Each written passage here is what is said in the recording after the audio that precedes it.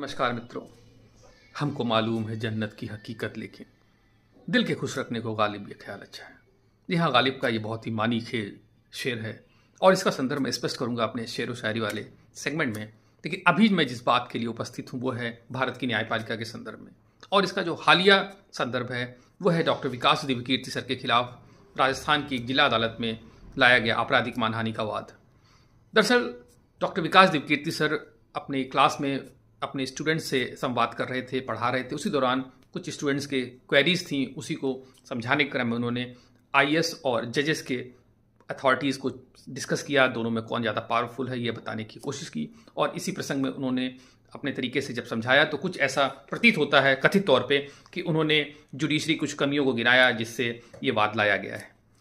बहरहाल इस प्रोसीडिंग के खिलाफ जब वो राजस्थान हाईकोर्ट में जाते हैं तो वहाँ से फिलहाल इस कार्रवाई पे रोक लगा दी जाती है, स्टे मिल जाता है। अब आगे देखना इस संदर्भ में क्या होता है, लेकिन इस पे कोई चर्चा मैं अभी नहीं करूंगा क्योंकि ये सब जुडिश मामला है। लेकिन इसी संदर्भ के दौरान मैं चाहूँगा कि एक बार हम न्यायपालिका की जो टोटल अभी स्टेट ऑफ अफेयर्स हैं उनको समझते हैं। बहुत कुछ कहने सुनने को है। दरअसल अभी द प्रिंट जो कि एक न्यूज़ पोर्टल है, उन्होंने एक रिपोर्ट प्रकाशित की इस संदर्भ में और बताया कि किस तरह जो सुप्रीम कोर्ट के 33 जजेज हैं उनमें से कम 10 ऐसे जज हैं जिनके पिता या उनके क्लोज रिलेटिव पहले हायर जुडिशरी में जज रह चुके हैं।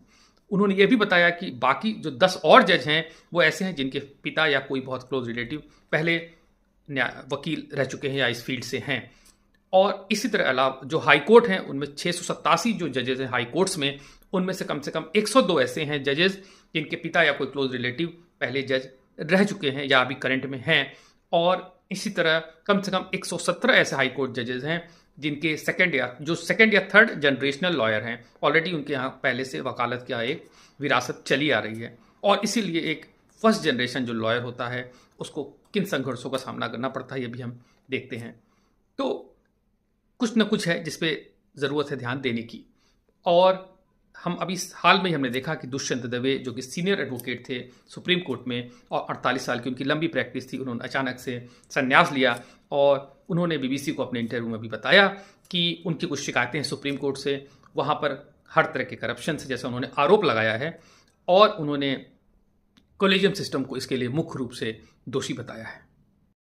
इसी क्रम में कुछ दिनों पहले भारत के पूर्व उपराष्ट्रपति धनखड़ जी ने सुप्रीम कोर्ट की ओर इशारा किया था कि कुछ सुधार की वहाँ ज़रूरत है।